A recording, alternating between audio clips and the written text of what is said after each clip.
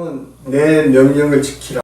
그리하면 어떻게 할 것이다. 그런 제목으로 말씀을 준비해봤습니다. 신명기 11장 8절에서 15절 말씀인데요. 이 말씀은 우리가 하나님께 어떻게 하면 성도로서 복을 받는가에 대한 얘기가 아주 구체적으로 아주 정확하게 나와 있는데 그것을 오늘 한번 저랑 같이 하나씩 풀어볼 그런 생각입니다. 요즘 사람들은 건강한 육체 그리고 아름다운 몸매 가꾸기에 엄청난 노력을 많이 합니다. 돈도 많이 쓰고요. 시간도 많이 투여하고 그래서 진짜 어쩌면 자기 일과의 거의 상당히 절반 이상을 차지하는 그런 사람도 있어요. 먹고 나면 또 운동 계속 그리고 그냥 건강 보조식품도 수십 가지를 먹고 그냥 그렇게 해서 어떻게 하면 건강하게 살까, 예쁘게 살까, 튼튼하게 살까, 오래 살까 이런 거. 그래서 병마에 고생하지 않고 아주 당당하게 살아가기 위해서 노력하는 거죠. 그래서 음식요법이나 운동요법 요즘 영적인 어떤 요법 그런 게 또 있다고 그래요. 어떤 사람들은 또 산속에 가서 자연인 그래서 또 쉬기도 하고 다양한 방법을 하는데 이렇게 누구나 각자의 삶을 복되게 살고 싶고 아름답게 살고 싶고 멋지게 살고 싶고 이렇게 노력을 하지만 그래서 또 이렇게 할 때 그냥 잘 보면 그냥 하는 게 아니라 굉장히 훈련하고 단련하고 거기 집중한다는 거예요. 그렇게 함으로 해서 실제로 건강한 몸매가 만들어지고 그렇게 했을 때 자기가 아주 예쁜 얼굴도 만들어지고 이렇게 되는 거야. 이렇게 모든 사람들의 행복을 이렇게 추구하면서 최선을 다하는 그런 모습이 저는 어떻게 비유했냐면 마치 농사를 짓는 농부의 모습과 같다. 저는 이렇게 생각을 했습니다. 그래서 농부의 모습과 우리가 이렇게 부지런히 나를 가꾸고 다져보면서 준비하는 그런 모습이 참 비슷하다. 그런 관점에서 생각하면서 그렇다면 성도들의 삶은 어떠한가? 이 또한 농사 짓는 농부의 삶과 비슷하다. 이런 관점에서 오늘 말씀을 풀어갈 겁니다. 그 농부는 가을에 풍사주스를 기대하면서 봄에 씨앗을 심고 여름에 그 무더위를 견뎌가면서 물도 주고 국도 뽑아주고 불도 뽑아주고 하면서 그때 계속 관리를 했을 때 가을에 풍성한 그 열매를 과실을 주사주게 되는 것이죠. 우리의 인생도 마찬가지입니다. 마치 우리 인생도 이 농부처럼 이런 봄부터 참 추수 때까지 시기까지 열심히 분주히 일해서 아주 아름다운 토시토시한 그런 풍성한 열매를 맺듯이 우리 인생도 그렇다는 것이죠. 저는 사실 어릴 때 저는 시골에서 자랐어요. 아주 경상북도 상주 아주 곧장에 살았는데 그 소백산 기슭이니까 대충 이렇게 가는 겁니다. 그 속에서 우리 마을에는 산골에 집이 4집이 살았어요. 아주 작은 마을이죠. 4집이 살았고 그 4집 중에 3집이 또 우리 아버지 형제 지간이니까 형제가 아닌 한 집만 있고 다 그렇게 옹주에 살았는데 거기서 뭐 하고 살았을까요? 농사 짓고 살았죠.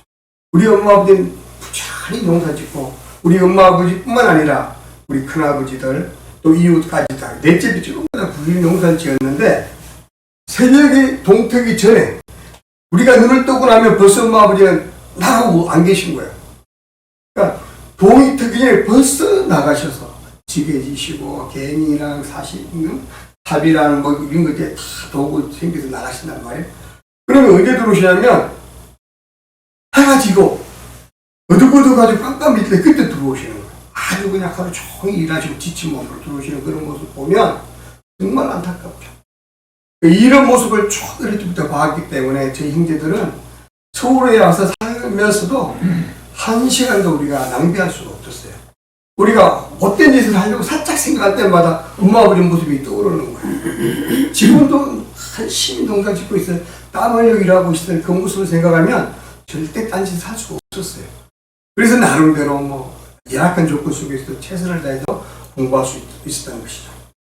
그렇게 살다 보니까 당연히 우리가 대학생 때는 어떤 일이 있었냐면 중간고사 같은 거 기간이 있으면 시험 빨리 마치고 시간이 좀 이제 2, 3일 남잖아요. 그러면 그 시간이 아까워서 잽싸게 시골로 내려갔어요. 그래서 일을 돕는 거예요.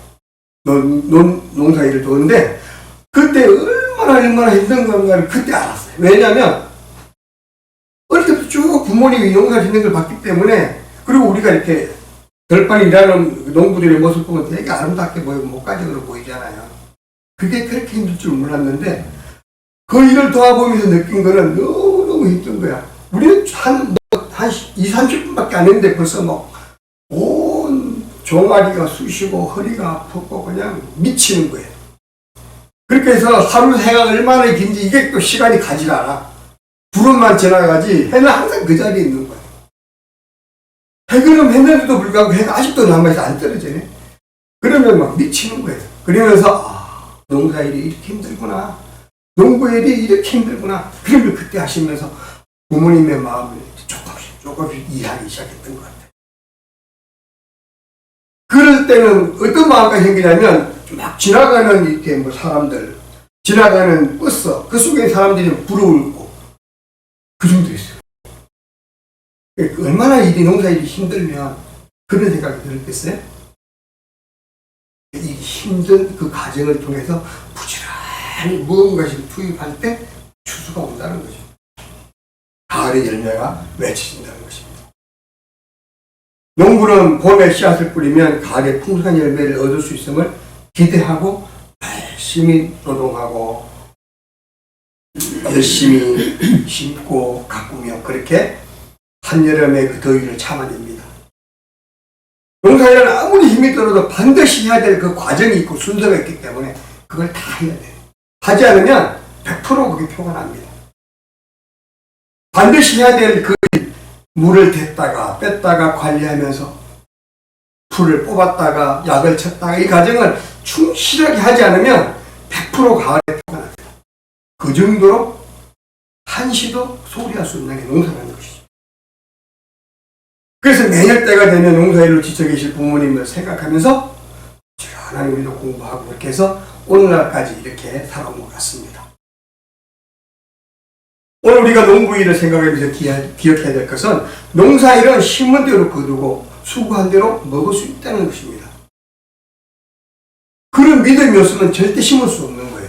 이렇게 심어야만 반드시 가을에 추수할 수 있다는 그 믿음이 있기 때문에 심고 가꾸고 거기에다 에너지를 투입하고 거기다 수많은 어때요? 땀과 피를 거기다 쏟고 그렇게 하고 있다는 것이죠. 이처럼 우리의 인생도 농사일과 다를 바가 없다. 농사꾼이 풍성한 추수를 위해 수고와 땀을 흘려야 하는 것처럼 우리도 하나님의 축복을 얻으려면 명령에 순종하는 충성스러운 농부가 되어야 합니다. 그래서 성공적인 인생, 멋진 삶을 원하신다면 이런 봄부터 축복의 씨를 심어야만 한다는 것이죠. 무더위를 견디며 인내하며 땀 흘려서 갈고 닦은 수고로운 훈련을 반드시 했을 때 하나님으로부터도 인정받고 가을에 결실을 맺을 수 있는 성도가 될 수 있다는 것입니다. 한 사람을 소개할까 합니다. 프랑스 사람인데 그 프랑스 많은 사람들이 존경하는 인권운동가 중에 피에르 신부라는 분이 계십니다. 이름이 피에르. 그 외에 앞뒤에 이름이 있겠지만 제가 아는 건 피에르입니다. 그는 빈민구호단체 엠마우스 공동체를 운영하면서 집이 없는 사람들에게 집을 지어주는 그런 일을 꾸준히 해오신 분이에요. 그래서 집이 없는 무주택자들은 거기에 희망이고 그분이 존경하는 그분이에요. 그분이 책을 썼는데 단순한 기쁨이라는 책을 썼고 그 속에 있는 내용을 잠깐 소개할까 합니다. 어느 날 한 젊은 신사가 자살을 결심하고 신부님을 찾아왔다. 그는 신부님께 상담을 요청하여 자살할 수밖에 없는 자신의 처지를 설명하고 있다. 가정 문제로, 경제적인 파탄 문제로, 그리고 또 이렇게 성적인 문제, 여러 가지 문제로 더 이상 나는 살 수가 없다는 것이죠. 힘든 여러 가지 문제가 복잡하게 결정, 난 더 이상 살 수가 없어 죽을 수밖에 없다는 그런 생각을 하고 찾아와서 도저히 해결할 수 없는 이 문제를 어떻게 하면 좋을까요? 이 문제 해결되지 않으면 저는 더 이상 살 수가 없습니다. 라고 신부님께 고백하고 있습니다. 근데 신부님은 이야기를 듣고 나서 뭐라고 말씀하시냐면 한참 듣고 나는데 이렇게 말합니다. 선생님, 당신은 자살할 이유가 너무나 충분하군요. 일이 그렇게 꼬여고 있으니 더 이상 살 수가 없겠어요. 내가 생각해도 당신은 더 이상 살 수가 없겠어요. 어쩔 수 없이 죽어야만 할 것 같은데 너무 젊잖아요. 안타깝잖아요. 그래서 이 젊음은 너무 아까우니까 잠시만 돌아가시기 전에, 죽기 전에, 자살하기 전에 잠시만 제가 한 일을 조금 좀 도와주시고 그리고 갔으면 좋겠는데 혹시나 안 될까요? 이렇게 질문한 거예요. 그랬더니 어차피 죽을 건데 뭐 그래요. 내가 한번 신부님 소원 좀 들어드리고 가겠습니다. 그랬더니 신부님이 뭘 시켰냐면 집 짓는 일을 시켰어요. 집 없는 가난한 사람들을 위해서 가서 부지런히 집을 짓는데 대가 없이 그냥 무고수로 땀을 흘리게 하는 걸 시킨 거예요. 그거를 몇 달을 하다가 이분이 드디어 신부님을 찾아와서 말합니다. 신부님께서 제게 돈을 줬거나 집을 지어줬으면 저는 벌써 죽어버렸을지도 몰라요. 근데 신부님은 저에게 아무것도 주지 않았고 오직 저의 도움을 요청했잖아요. 그래서 제가 신부님을 도우면서 느낀 것은 내가 기쁨을 얻었다는 거예요. 이제 삶의 가치가 무엇인지 깨달았고 행복이 뭔지를 알았고 내가 어떻게 살아야하는지 깨달았기 때문에 더 이상 저는 죽을 이유를 찾지 못하게 됐습니다. 그래서 저는 이제 열심히 살아갈 겁니다 라고 얘기했다고 해요. 그게 지금 그 책에 나오는 내용을 제가 소개한 거예요. 그래서 저는 풍요로운 삶을 누리고 있습니다. 이제 저는 더 이상 죽을 이유를 찾을 수가 없습니다 라고 신부님께 말했다. 이처럼 사람은 자기 삶의 진정한 의미를 찾을 때 행복하다고 말합니다. 삶의 의미를 알지 못할 때, 무의미할 때 방황하게 되고 삶의 가치를 알지 못하게 되므로 해서 어때요? 아까 그 청년처럼 자살을 생각하게 되고 더 이상 살 필요가 없다고 생각하는 그런 상황이 된다는 것이죠. 그러나 사람은 의미를 찾았을 때, 의미 있는 삶을 살아갈 때 그 속에서 삶의 보람을 느끼게 됩니다. 그 삶의 보람을 느끼고 살아가는 그 사람이 행복을 알게 된다. 행복은 삶의 의미로부터 찾아간다는 것이죠. 그래서 사람들은 누구나 의미 있는 삶을 살기 위해서 노력하고 젊은이나 늙은이나 여자나 남자나 직장인이나 사업가나 모두가 내가 하는 일을 통해서 의미 있는 삶을 만들기를 위해서 노력합니다. 각자 나름대로의 의미를 찾아서 의미에 충실한다는 것이죠. 본문에서 모세는 광야길을 걸어 40년 동안을 헤매고 있는데 아직도 가나안 땅에 못 들어가고 있어요. 그런데 바로 가나안 땅 바로 앞까지 와 있는 상태예요. 이제 족 입성만 하면 가나안에 들어가는 그 입장에 와 있는 그 상황에서 지금 오늘 모세가 하는 이야기입니다. 왜냐하면 모세는 이 백성들이 40년 동안 살아가면서 너무나 의미를 잃어버리고 죄악 가운데 헤매고 하나님의 말씀에 불순종하고 막 이런 일들을 겪는 걸 보면서 이제 내가 어때요? 내가 살아갈 길은 앞으로 얼마 남지 않았는데 앞으로 내가 없어지면 얘들은 어떻게 살아가지? 이 후세들은 어떻게 살아가지? 이 백성들은 어떻게 하지? 고민하는 마음으로 오늘 이 말씀을 전하고 있는 거예요. 그래서 모세는 이스라엘 백성은 애굽 땅을 이렇게 탈출하는 과정 속에서 어때요? 물이 있었으니까 사막을 걷고 있으니까 그죠? 먹을 게 제대로 있습니까? 무더위와 햇빛에 뜨거운 햇빛에 그리고 어때요? 재미가 없잖아요. 아무것도 사막에 무슨 재미가 있겠어요? 그냥 이렇게 40년을 살아가요. 그러니까 그애들이 의미를 잃어버리고 그래서 죄악 가운데 빠지게 되고 이런 상황이란 말이에요. 척박한 광야 생활 속에서 마음과 몸이 다 생각이 영혼이 다 황폐해진 상태. 이들을 향하여 모세가 하는 말입니다.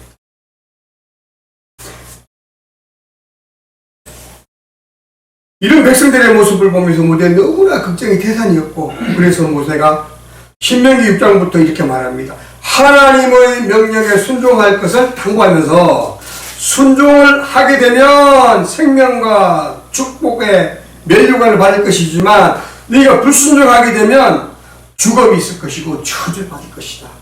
죄악으로부터 얼매임을 벗어나지 못했을 때는 어때요? 가차없는 하나님의 책책이 있을 것이다 라고 경고의 말과 함께 축복의 약속을 전해주는 것입니다. 그래서 10장 말씀 보겠습니다. 여호와를 사랑하는 사람이 여호와를 경외할 수 있으며 여호와를 경외하는 사람이 율법을 순종하는 근본 동기가 된다라고 이렇게 말하고 있습니다. 무슨 얘기냐면 여호와를 사랑하는 사람은 사랑하는 그 사람 여호와를 사랑하기 때문에 여호와가 좋아하는 일을 당연히 생각하고 한다는 거예요. 그 여호와가 좋아하는 일이 뭐냐 그걸 하는데 그것을 위해서 뭐가 된다? 열심히 노력하게 되는데 그게 바로 여호와가 말씀하시는 그 말씀에 순종하게 되는 거고 말씀에 따라 어때요? 사역을 하는 거고 말씀에 따라 살아가는 거고 말씀에 따라 주님과 어때요? 동행하는 삶을 살아가게 된다는 것이죠. 하나님을 생각하고 하나님을 사랑하지 않는 사람은 그게 어때요? 그렇게 될 수가 없다는 거죠. 그러면 성도들이 하나님을 떠나서 살아가는 사람이 많잖아요. 주일날은 하나님 내가 주님을 믿습니다. 하나님을 믿습니다. 라고 해놓고 집에 딱 가면 월요일부터는 하나님 잠시만 계세요. 일주일 동안 내가 열심히 살고 올게요. 그래서 세상 가운데 마음껏 살아갑니다. 하나님을 잊어버리고. 자, 이런 모습 속에 하나님을 사랑하는 마음이 있을까요? 정말 내가 하나님을 사랑한다면 그렇게 할 수 있을까? 바로 이런 문제죠. 여러분들 정말 젊을 때, 총각 때, 저녁 때 연애해보신 분들 혹시 있다면 당연히 있으시겠죠. 내가 사랑하는 그 일, 사랑하는 그분, 사랑하는 그녀를 얼마나 내가 사랑하는지 눈만 감으면 생각나고 그죠? 집에 오면 내일 당장 가서 만나고 싶고 이런 그렇죠. 계속 생각하는 거 보고 싶고 만나고 싶고 이야기하고 싶고 밥 사주고 싶고 이것도 해주고 싶고 또 대화하고 싶고 이렇잖아요. 바로 이 마음. 하나님을 사랑하는 사람은 당연히 이 마음이 생기기 때문에 하나님을 떠날 수가 없다는 거예요. 당연한 거라는 거죠. 그래서 우리는 하나님을 사랑하면서 하나님을 사랑하지만 동시에 어때요? 하나님을 두려워하는 마음이 생긴다. 왜 그러냐면 하나님을 분명히 사랑한다고 말하면서 그 말씀에 불순종하는 사람, 그 불순종하는 사람은 하나님이 그냥 두지 않겠다는 거죠. 당연히 두려워합니다. 하나님을 사랑하는 만큼 하나님을 두려워하고 또 하나님을 겸손히 어때요? 하나님을 감사하면서 말씀에 순종하는 삶을 살아갈 수 있게 된답니다. 본문에서 가나안 땅은 이스라엘 백성을 향해 약속하신 희망의 땅을 말합니다. 가나안 땅은 희망의 땅이다. 본문에서 가나안 땅은 하나님이 이스라엘 백성에 약속하신 축복의 땅입니다. 축복의 땅, 희망의 땅이고 축복의 땅이에요. 이스라엘 백성에 약속하신 축복의 땅 가나안은 어떤 땅이었습니까? 신명기 11장 12절에 보니까 내 하나님 여호와께서 돌보아 주시는 땅이 가나안 땅이래요. 하나님 여호와께서 돌보아 주시는 땅이 가나안 땅이에요. 가나안 땅은 하나님 돌봐주신 땅이다. 여기서 가나안 땅은 축복의 땅, 축복의 약속인데 그건 하나님이 돌봐주시는 거라는 거죠. 또 보니까 연초부터 연말까지 1년 내내 연초부터 연말까지 내 하나님 여호와의 눈이 항상 그 위에 있느니라. 눈동자같이 보고 계신다는 거죠. 일거수일투족을 한시도 빠지지 않고 이런 연초부터 연말까지 같이 봐줘. 한시도 우리를 어때요? 방관하지 않고 지켜보시는 하나님. 그 하나님께 약속하신 땅, 거기 바로 가나안 땅이었다. 이 가나안 땅은 하나님이 지켜준 땅이고 사랑을 베푸시는 땅이며 1년 내내 하나님께서 도와주신 땅이라는 것이죠. 이렇게 이스라엘 백성들은 하나님이 약속하신 축복의 땅을 향해서 40년 동안을 아직까지도 광야에 헤매고 있는 거예요. 분명히 꿈을 가지고 약속을 가지고 희망을 가지고 나와서 가나안 땅을 바라보고 있는데 아직도 40년 동안 들어가지 못하고 헤매고 있는 거예요. 방황하고 있는 거예요. 이 사람들의 심정을 한번 생각해 봤으면 좋겠어요. 나라면 이렇게 했을까? 우리는 1시간도 못 깨달을까? 그죠? 40년을 그렇게. 어떻게 보면 이스라엘 사람들이 분명히 그네들이 금송아지를 만들어서 우상을 섬기고 하나님 배신 때리고 했지만 그것이 엄청난 잘못이라고 볼 수 있지만 잘 생각해 보세요. 우리 같은 어떤가? 그분들 대단하신 분들. 40년 동안 그 약속이 이루어지지 않고 있는데 어쩌면 우리도 그럴지도 모르잖아요. 그죠? 그게 남의 모습이 아니라는 거예요. 그럼 어떻게 하면 하나님이 약속하신 이 가나안 땅을 차지할 수 있을까? 첫 번째 오늘 말씀을 보니까 하나님의 말씀을 청종해야 된다라고 말합니다. 하나님의 말씀을 청종하면 그때 그 약속을 이루어주겠다는 거예요. 그래서 13절 볼게요. 내가 오늘 너희에게 명하는 내 명령을 너희가 만일 청종하면, 여기서 만일은 뭘까요? 할 수도 있고 안 할 수 있다는 거예요. 근데 했을 때와 안 했을 때가 분명히 차이가 있다는 것이죠. 만일 하면, 청종하면, 네가 청종하면 그때 내가 이 약속의 땅을 주겠다라는 거예요. 축복을 주겠다는 거예요.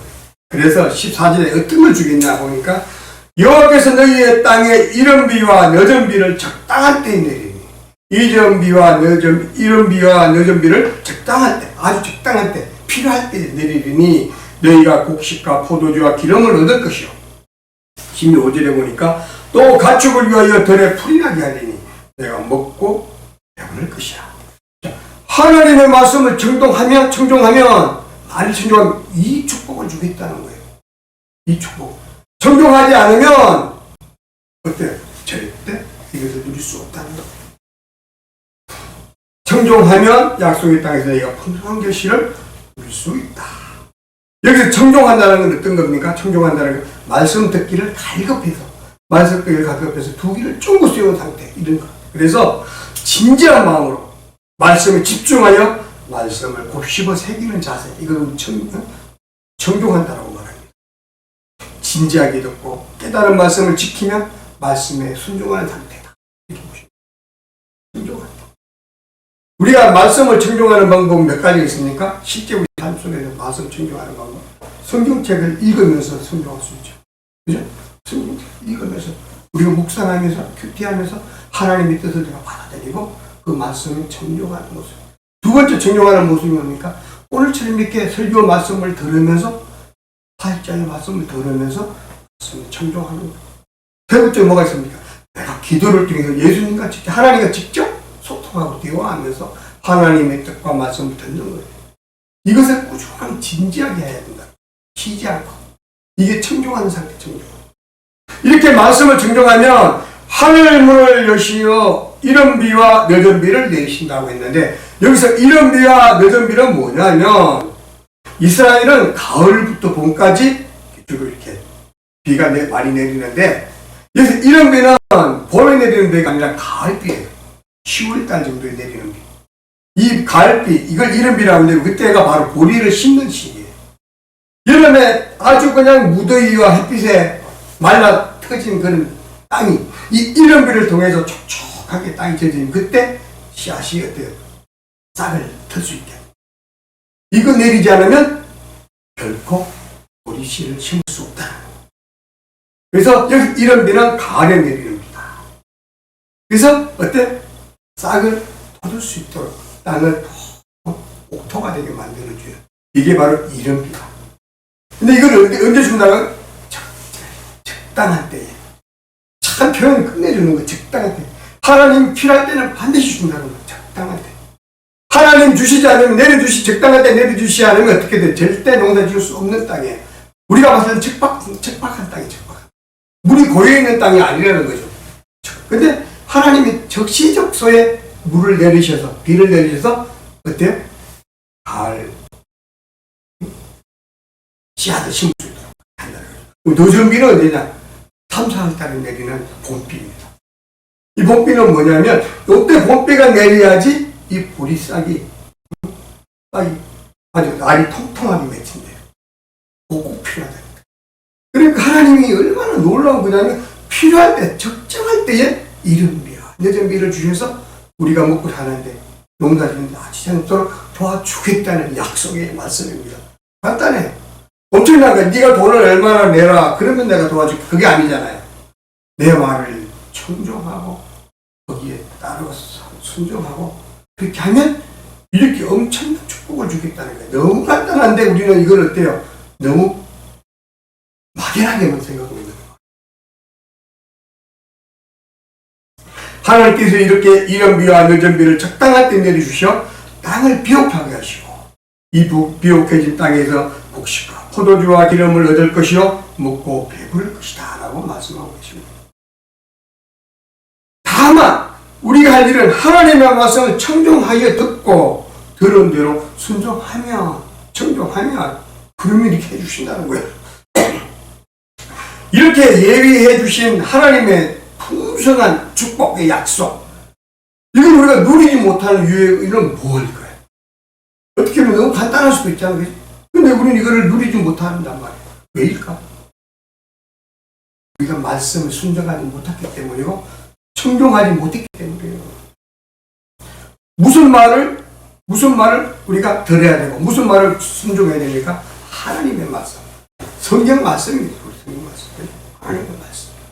이 성경 속에는 하나님의 말씀이 들어있죠. 히브리서 3장 15절 보니까 오늘 너희가 그의 음성을 듣거든 너희 마음을 완고하게 말라 했어. 무슨 얘기냐면 마음을 열으라는 거죠. 네가 하나님의 말씀을 들었다는 얘기예요. 성경을 읽고 그 말씀을 들었다면 네 마음을 더 넓게 열어서 다 받아들이라. 말씀을 다 받아들여요. 그렇게 해서 하나님의 말씀을 듣고 순종하기를 바라시는 게 하나님의 마음이라는 것입니다. 자, 그러면 청종하는 것이 첫 번째 우리가 복을 받는 비결이라는 거예요. 두 번째 비결은 뭐냐면 어떻게 하면 하나님의 축복을 누리며 보람있고 의미 있는 삶을 살 수 있을까? 두 번째, 우리가 하나님을 사랑해야 된다고. 하나님을 사랑해야 된다.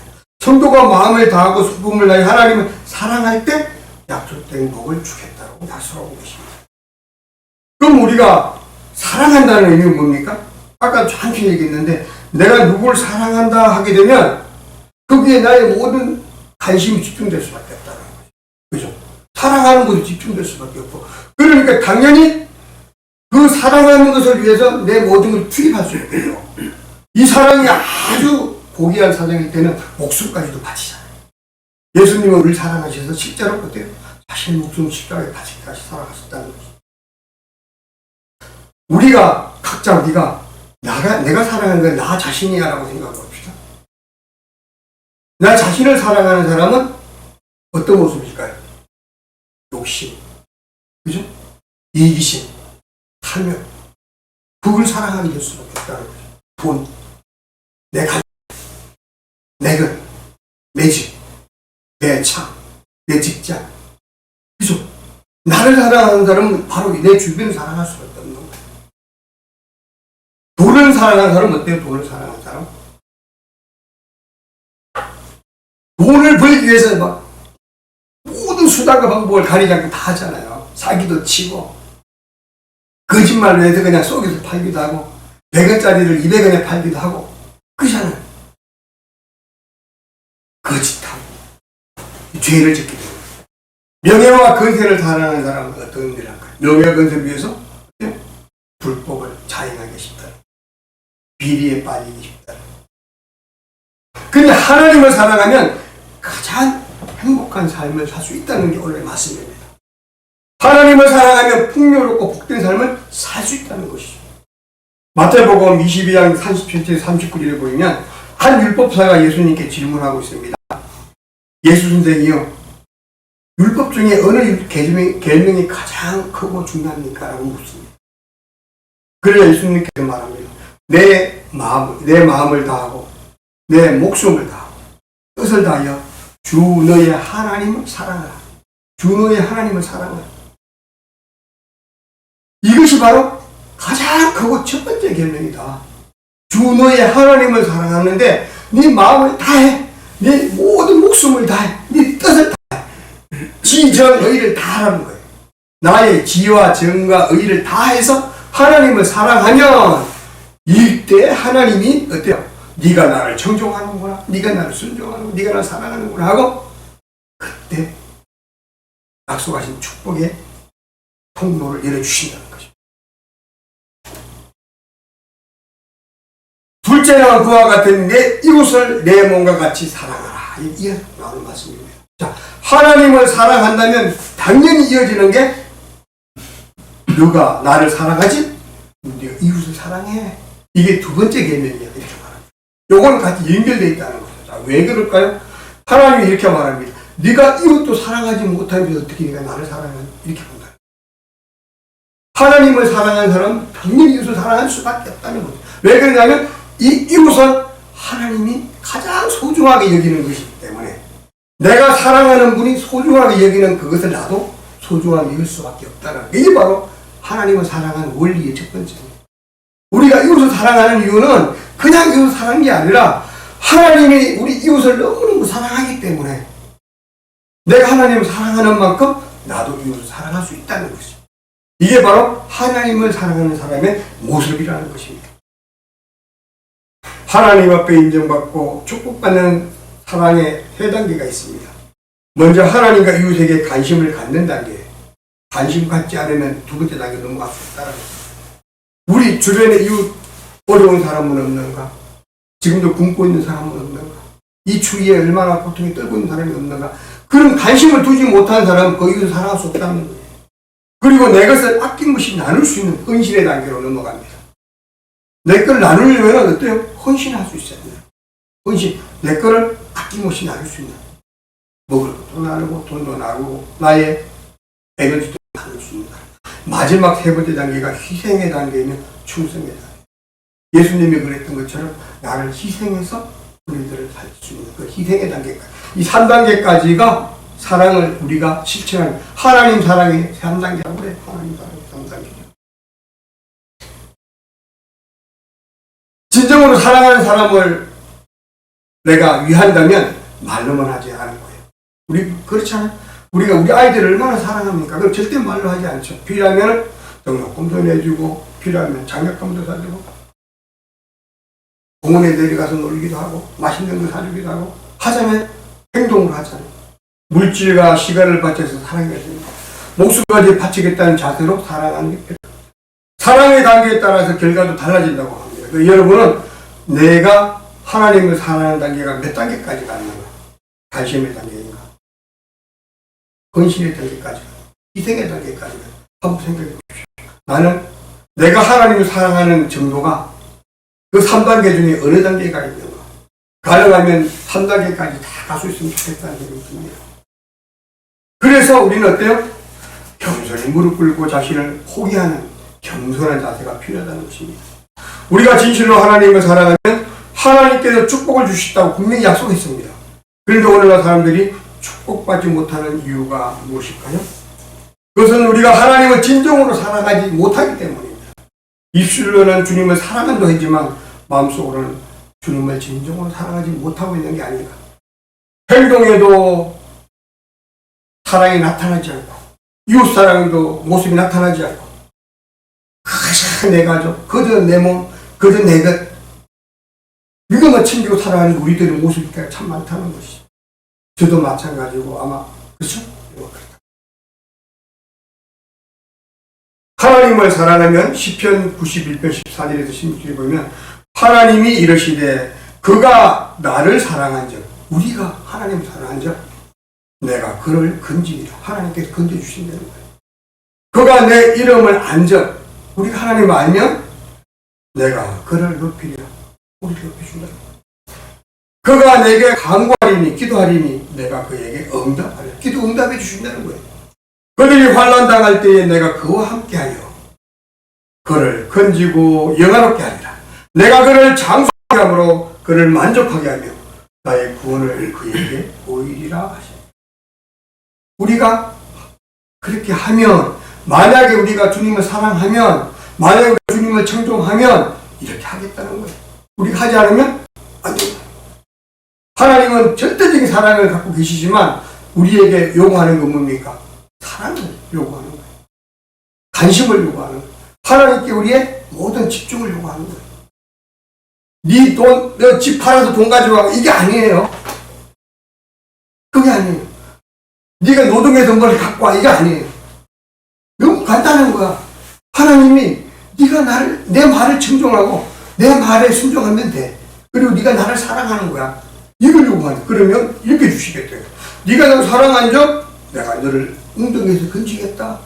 내 이름을 네가 안 적 너를 높이겠다. 네가 기도하는 간구하는 거 모든 걸 다 응답하겠다. 그렇게 약속하시는 거예요. 하나님께 던져주시고 높여주시고 응답해주시고 함께 하신다고 분명하게 약속하신 거예요. 우리가 진정으로 하나님을 사랑하면 하나님께 붙어 있으면 된다. 붙어 있는 게 중요한 거예요. 붙어 있는 거. 붙어 있을 때 청종하게 되고 붙어 있을 때 사랑하게 되고 붙어 있을 때 순종하게 돼요. 하나님께 딱 붙어 있으라면 떠나지 마세요. 하나님을 떠나니까. 늘 하나님을 생각하고 늘 하나님이 나와 함께 있으면 인정하고 믿고 하나님께 어때요? 내 문제를 구할 수 있다는 거죠. 그러면 하나님이 함께 하시고 지켜주시고 보호하시며 기도 응답하셔서 내 삶에 풍성한 축복을 주시겠다는 약속이에요. 얼마나 심플한지 몰라요. 우리는 어디 뭐 선임들처럼 진짜 무릎이 딱 까지도록 그걸 108 절을 해야 되고 이런 거 아니에요. 필요 없어요. 그냥 하나님께 매달리면 돼. 하나님께 가까이 가면 돼. 이걸 못하니까. 아마 세상의 어떤 종교보다도 하나님을 믿는 이 기독교는 너무나도 심플하고 간단해요. 그냥 나의 자신의 부족함을 느끼고 나를 그냥 내어 하나님께 붙으면 돼. 하나님께 붙어 있으면 내가 터널 위에 붙어 있으면 그건 하나님이 날 책임도 이룬 거야. 이 심플한데 왜 못하는지 모르겠어요. 그래서 우리는 말씀을 정종하며 말씀에 순종하고 말씀의 앞에 하나님 앞에 충성하고 이렇게 살아가게 되면 그렇게 하는 그 모습이 진정으로 하나님 사랑하는 모습에 나온 거라면 당연히 하나님이 주신 이 약속 우리가 받아들일 수 있다는 것입니다. 시편 145편 20절에 보니까 여호와께서 자기를 사랑하는 자들은 다 보호하시고 악인들은 멸하시리라. 꼭 두 가지를 딱 양분시켰어요. 자기를 사랑하는 자들은 다 모두 다 보호하신대요. 그런데 싹 뒤집어서 악인들은 멸한다. 무섭죠? 우리가 순종하지 못할 때는 불순종하는 자. 불순종하는 자는 악인이라고 했어요. 어리석은 자예요. 그때는 뭐라고 했어요? 멸한다고 했어요. 이렇게 결과가 강력하게 다른데 믿음은 한치 차이. 내가 하나님을 사랑하고 하나님 순종하고 하나님 정종하고 따르면 다 보호하시고 다 지켜주시고 다 주시기 때문에 그걸 하지 않으면 그렇지 못하면 불순종하면 멸하시겠다고 했어요. 심플해요. 이런데도 우리가 그거를 정신을 못 차리면 안 되겠죠. 그죠? 여러분은 하나님을 진정 사랑하십니까? 내가 하나님을 진정 사랑하면 하나님께서 나를 높이시고 축복해 주신다고 하는 말씀을 읽기 때문에 그대로 될 줄 믿습니다. 우리가 하나님을 사랑한다는 것이 도대체 무엇을 말할까요? 아까도 말했지만 내가 하나님을 사랑한다면 하나님이 소중하게 여기는 그것까지도 사랑하고 우리 관심을 가질 수 있어야 된다. 그게 보여지는 우리 행실로 나타나는 거예요. 하나님이 관심 갖고 있는 것 뭡니까? 하나님의 교회입니다. 우리가 하나님의 교회를 사랑해야 된다. 하나님의 교회를 청결하게 청거하고 하나님의 교회를 우리가 다듬고 예를 들어서 관심을 가지고 화장실 청소도 하고 안내도 하고 법 청소도 좀 하고 의자도 좀 닦고 하나님의 교회를 사랑하는 모습들이죠. 그뿐만 아니라 하나님 교회에 소속되어 있는 하나님 주의 종들을 또 사랑하시고 관심을 갖고 그래서 목사님들 그리고 여러 맡은 자들 중지자들을 사랑하고 섬기면서 함께 나누는 거예요. 세 번째 하나님이 관심 갖는 게 뭘까요? 성도입니다. 성도. 믿지 않는 세상 사람도 중요하지만 하나님의 성도들, 교회에 있는 하나님 믿는 사람들, 하나님이 가장 아끼는 것 중에 하나가 성도. 여러분들 성도들은 진짜 형제같이 가족같이 함께하고 또 사랑을 나누는 거처럼 살아가야 되는 이유가 바로 그게 있는 거예요. 그네들의 어려움을 챙기고 그네들의 아픔을 감싸주고 그네들을 치료해줄 수 있는 그런 마음을 가져야 되는 게 하나님의 관심 갖고 사랑하는 그 중에 하나이기 때문에 네 번째 하나님의 관심 가진 것이 뭘까요? 세상의 이웃들. 하나님을 알지 못하는 사람들도 다 하나님의 관심 속에 있습니다.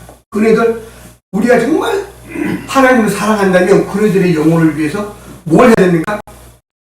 복음을 전해야 되고 그들에게 사랑을 나눠야 되고 그들에게 어떻게 사랑을 실천해서 하나님의 모습을 나를 통해서 발견할 수 있도록 해결되는 거예요.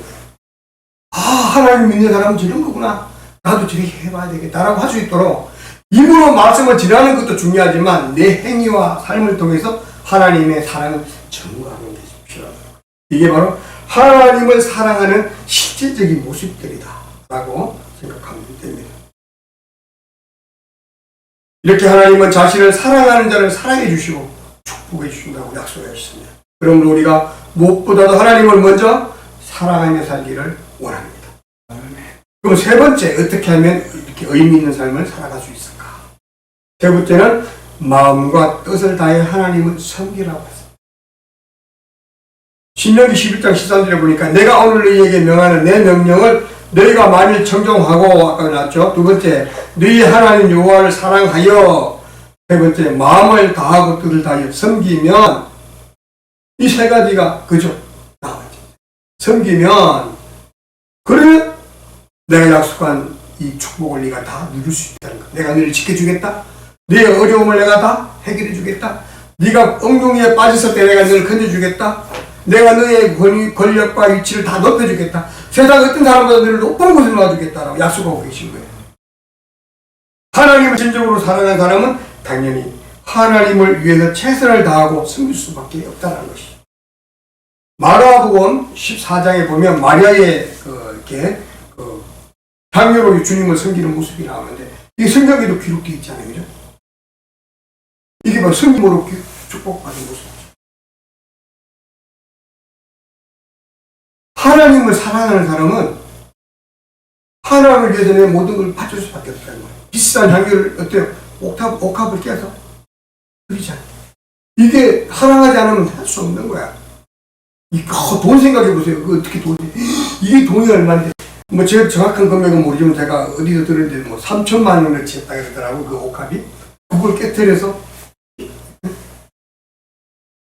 하나님, 예수님 섬겼다고 그러잖아요. 이게 사랑이 없으면 불가능한 거죠.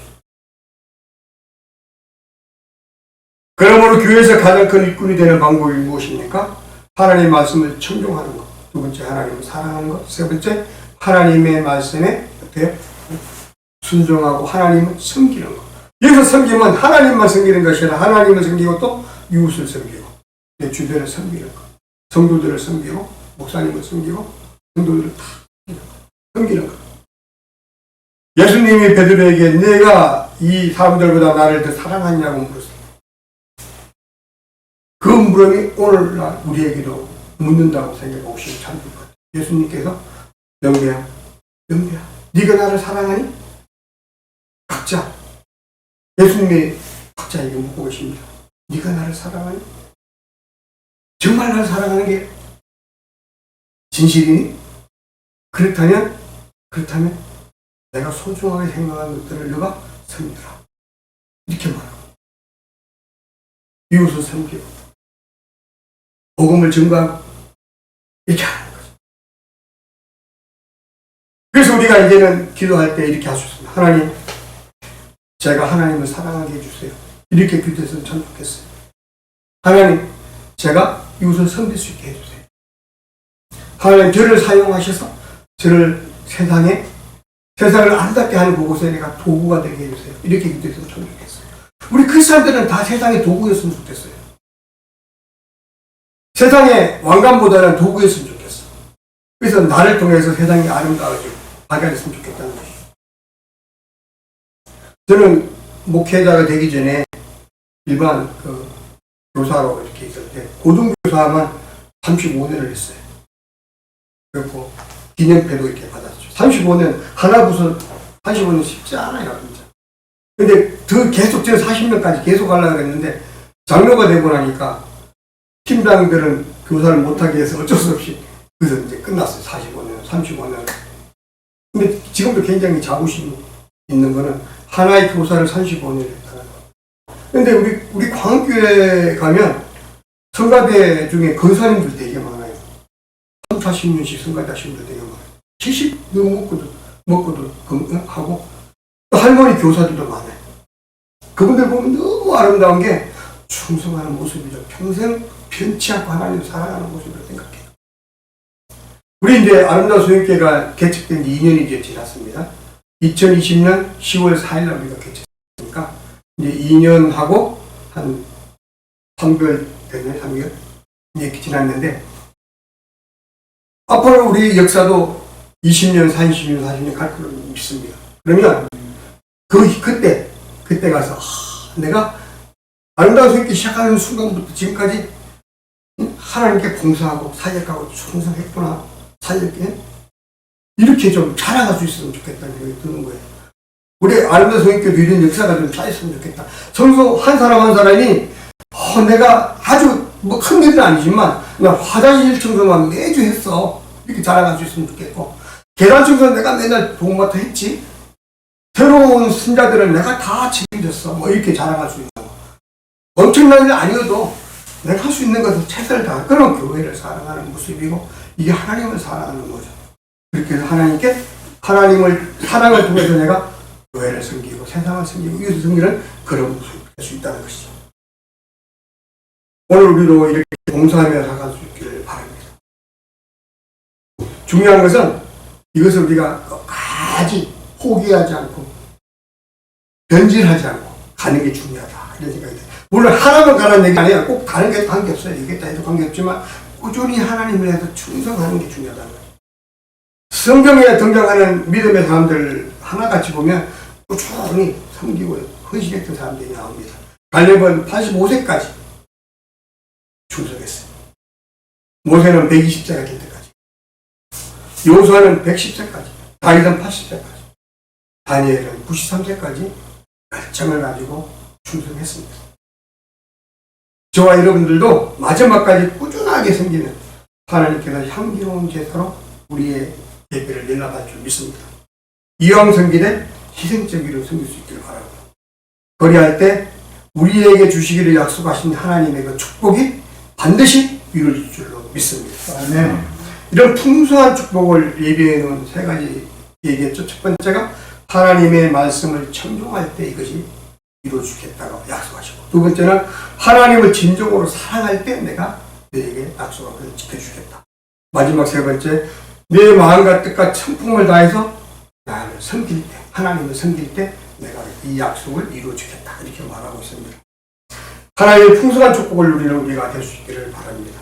이 땅에 우리가 심은 씨앗이 천국에서 해가 지기를 그날 기다리면서 오늘 말씀을 마치도록 하겠습니다.